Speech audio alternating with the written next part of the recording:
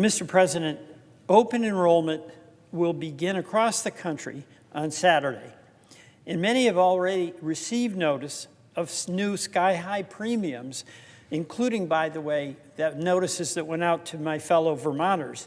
And many across the country will log onto the marketplace on Saturday.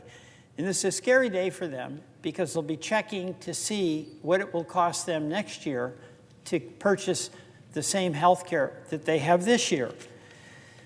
24 million Americans are going to be doing that this Saturday.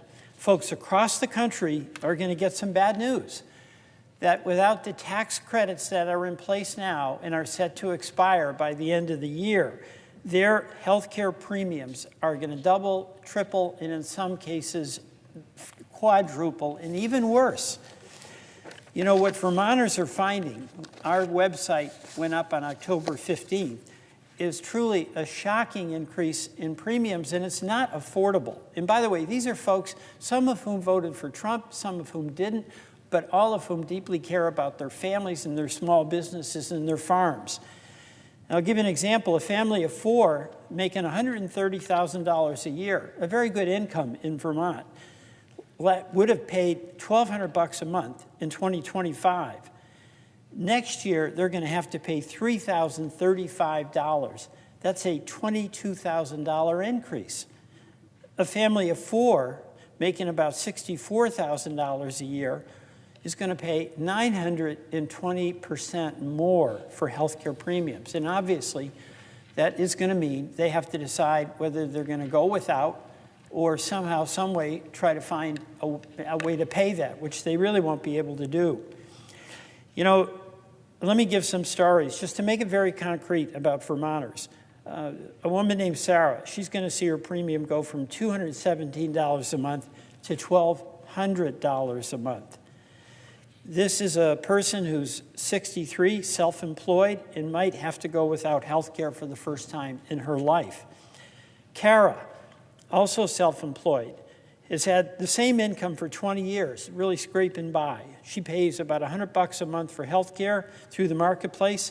Her premium goes up to $1,200. Erica, she's paying $1,166 for her family.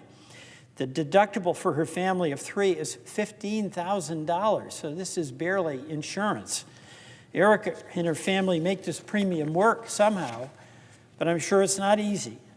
Without the tax credits, her monthly premium goes to $2,650. Maria and her husband, they run a small food business in Vermont. He spends half the year fishing in Alaska. They pay just under $240 a month, but they're looking at $1,740 per month unless the Senate acts.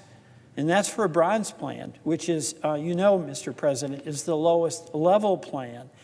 And they will be paying about $21,000 per year with a deductible of $7,700 per person.